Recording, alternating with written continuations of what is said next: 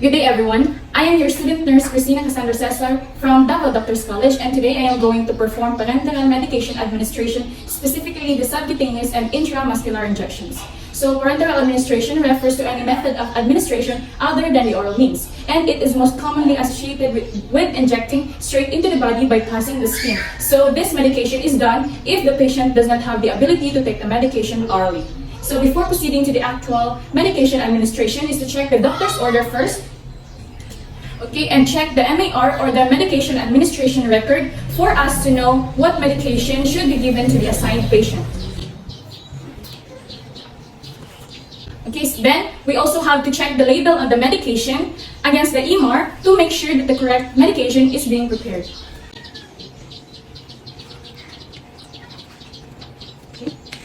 Okay, so now in medication administration, it is also important to follow the 3 checks for administering medications. So we have to read the label on the medication if first when it is taken from the medication, second before withdrawing the medication, and third after withdrawing the medication. And after that, we have to proceed in organizing the equipment to conserve time and energy. So this equipment includes this medicine tray to put some of our materials in one place during the procedure, syringes, so I have here this 1cc and 3cc syringes, which will be used during the proper injection to deliver the medication through the patient's skin.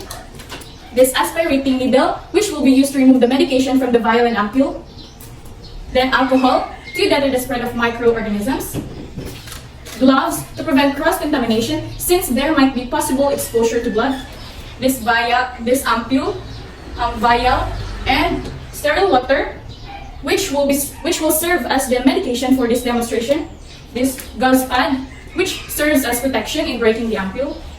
Cotton balls in a container soaked in a 70% alcohol, which will be used to clean the injection site. This dry cotton to stop the bleeding if there's any. Waste receptacles to place and dispose all the waste. This sharp container to dispose the sharp objects such as needles, and medicine tickets and pen to write the drug name, dosage, frequency, route, and expiration date of the medication. So now I'm going to proceed in preparing medications from vials. But before that, I'm going to perform hand hygiene to observe appropriate infection prevention procedure.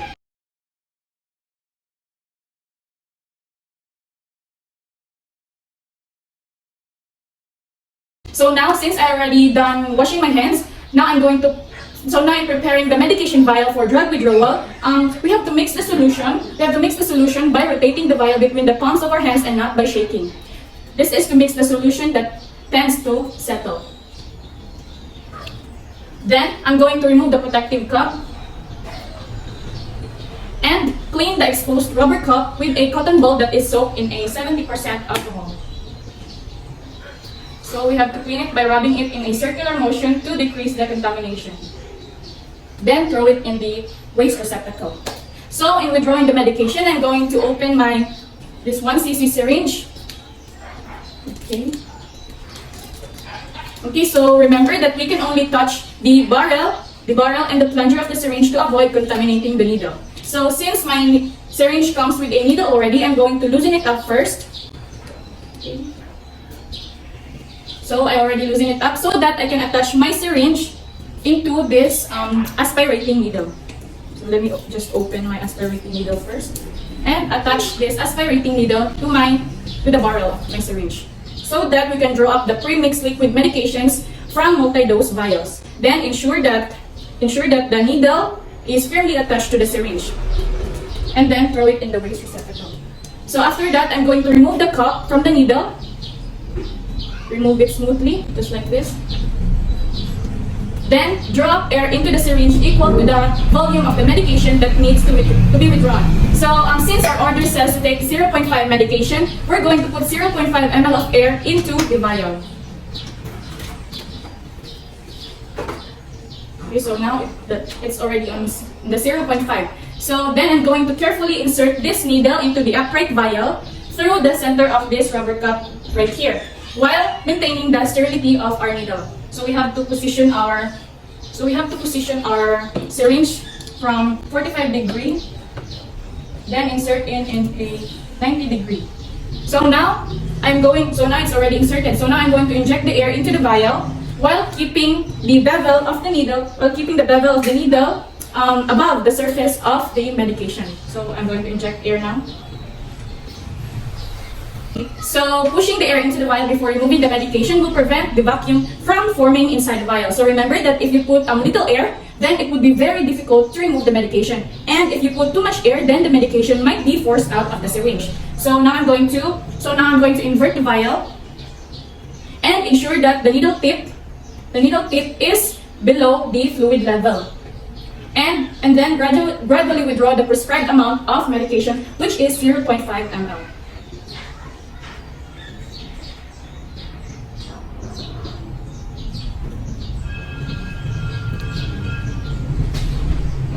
Okay, so after that, if there's any bubbles, lightly tap the barrel.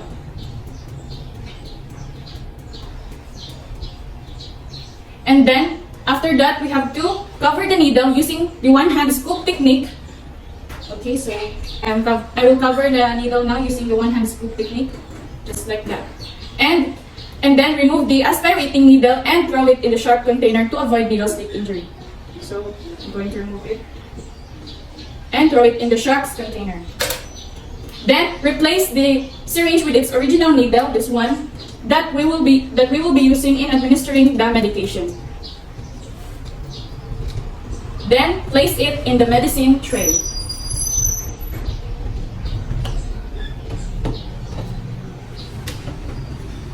Now it's already in the medicine tray.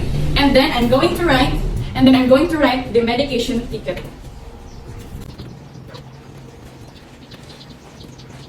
Okay, so now we're done with the vial. So let's proceed in preparing medications from ampules. But before that, I'm going to perform hand hygiene using alcohol to observe appropriate infection prevention procedures and deter the spread of microorganisms.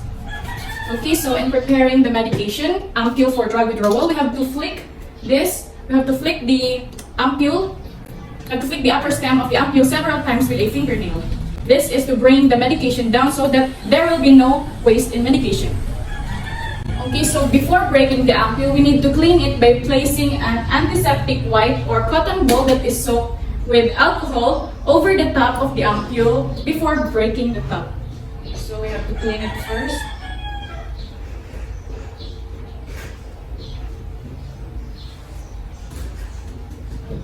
And then throw it in the waste receptacle.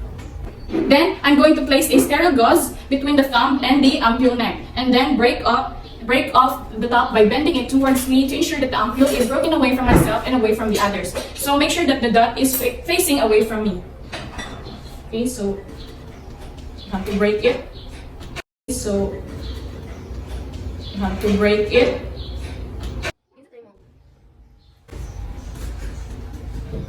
And then throw it in the waste receptacle. After that, dispose the top of the ampule in the sharps container, which I already did earlier, to prevent cuts and abrasions. So now I'm going to take my 3cc syringe and replace it with an aspirating needle to draw out the medication. So let me just replace this with an aspirating needle.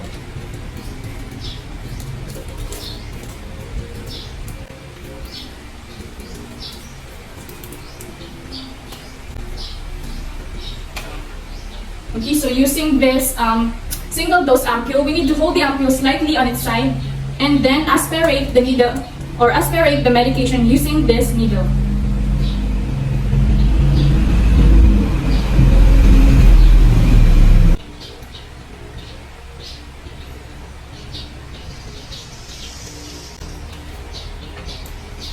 Okay, so if giving an injection, we have to recap the needle.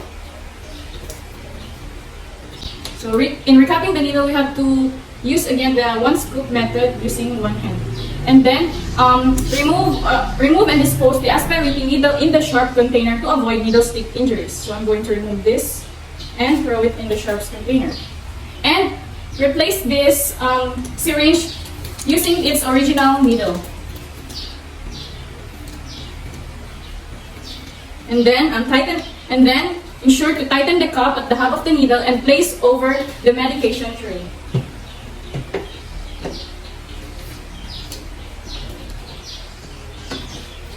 So, place it in the medication tray, and then I'm going to write the medication ticket.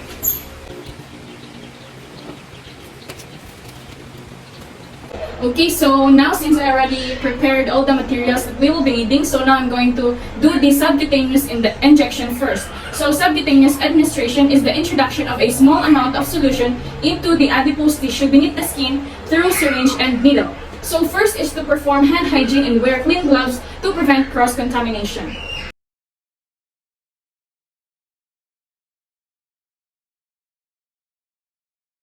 So since I already finished washing my hands, so now I'm going to wear my gloves.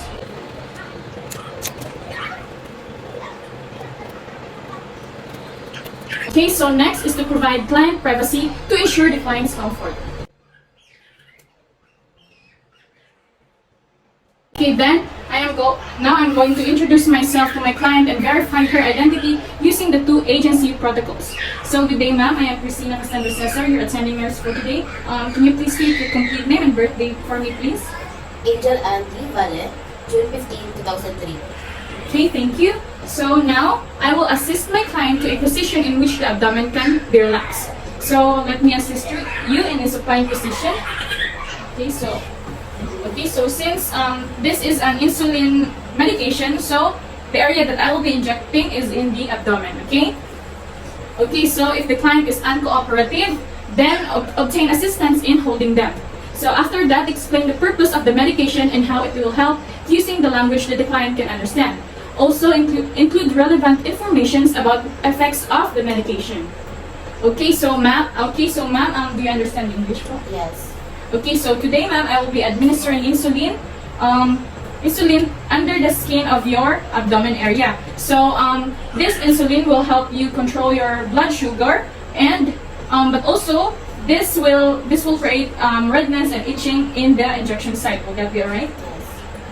Okay, so now we have to select and clean the site. So site should be free of tenderness, hardness, swelling, itching, and burning. And select a site that has not been used frequently. Okay, so can I touch your abdomen, ma'am? Yes. Okay, so the site is located in the abdomen, which is 2 inches away from the umbilical area. So 2 inches away from here. So the site is located here. Okay, so since the site is now selected, we have to apply clean gloves, which I already did earlier. Okay, so now since we have already selected the site, so now we're going to clean the site with an antiseptic swab or cotton ball and start at the center of the site and clean in a widening circle to about 5 centimeters or 2 inches, like this. Then allow the area to dry thoroughly.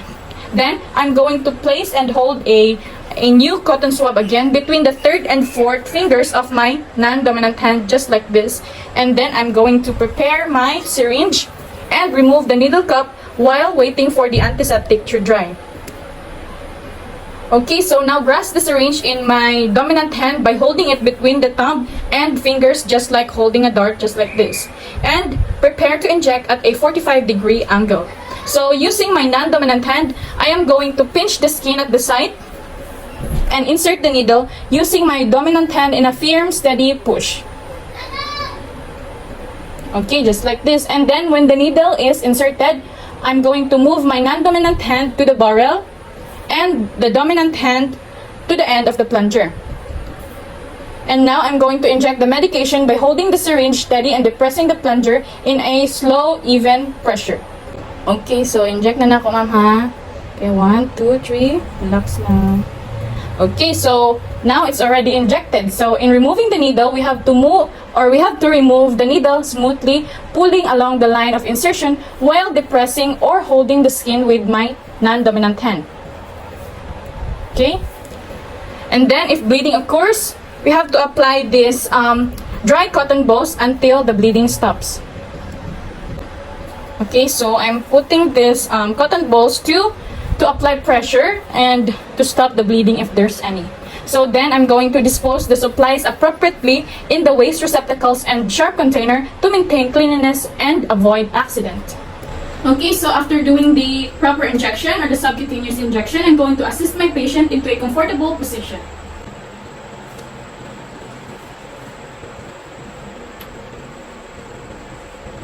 And then I'm going to flip down medication tickets if not using e-mark.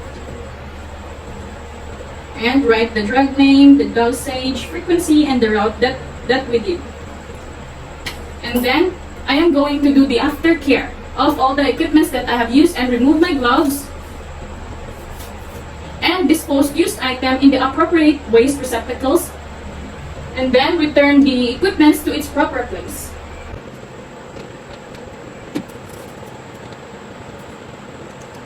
Okay, so after removing all the used equipments and placing it to its proper storage, I'm going to perform hand hygiene using alcohol to deter the spread of microorganisms.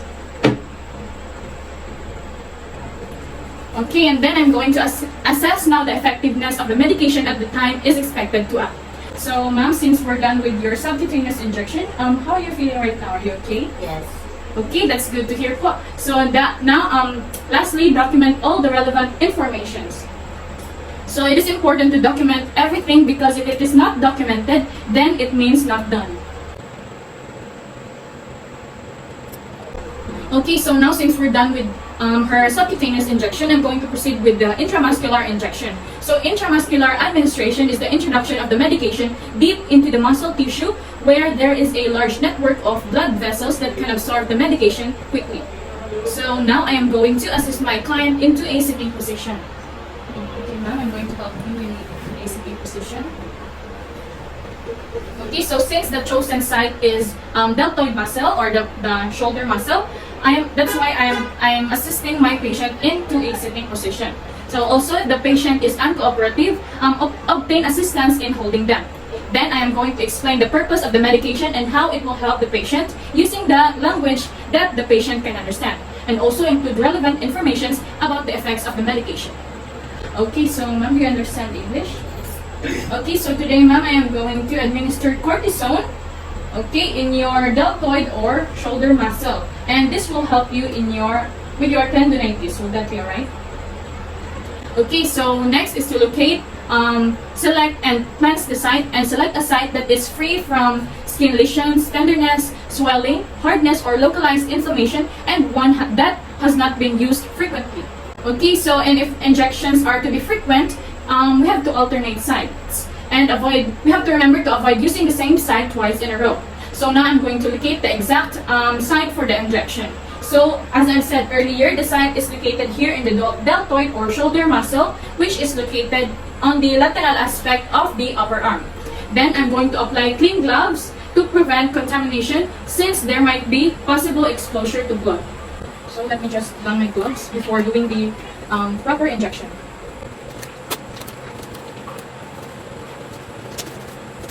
Okay, so now I'm going to clean the site with an antiseptic swab. So I'll just prepare the site. Okay, so we need to clean it using this cotton balls in a circular motion. So we have to start at the center and move outward about 5 centimeters or 2 inches. And then discard. And then I am going to get a new cotton ball and transfer and hold the swab between the 3rd and 4th fingers of my non-dominant hand in readiness for needle withdrawal. Okay, so now I'm going to get my syringe and remove the needle cover and discard this cover without contaminating the needle.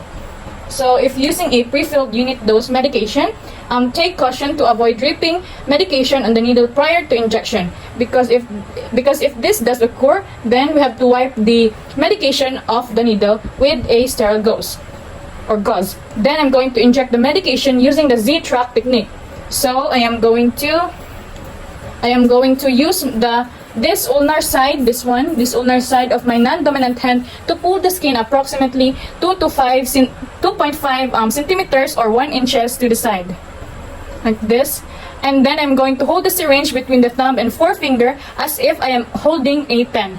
Then I'm going to pierce the skin quickly and smoothly at a 90-degree angle. So I'm going to inject it now, ma'am. Okay. Okay, then I'm going to hold the barrel of the syringe steady with my non-dominant hand and aspirates by slowly pulling back on the plunger with my dominant hand, and aspirate it for about 5 to 10 seconds. And then, if blood appears in the syringe, withdraw the needle, discard the syringe, and prepare a new injection. But since there is no blood that is appearing, we will inject the medication steadily and slowly, approximately for about 10 seconds. So I'm going to inject the medication now.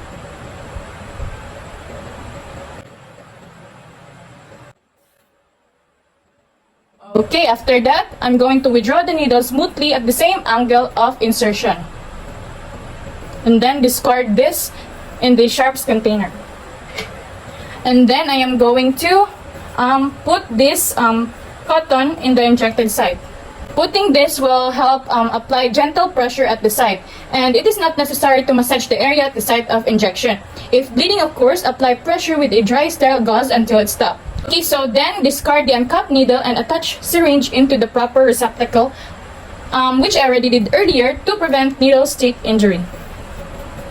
Okay, so now we're done with the intramuscular injection into the deltoid or shoulder muscle of our patient. So now I'm going to remove my gloves and perform hand hygiene to deter the spread of microorganisms.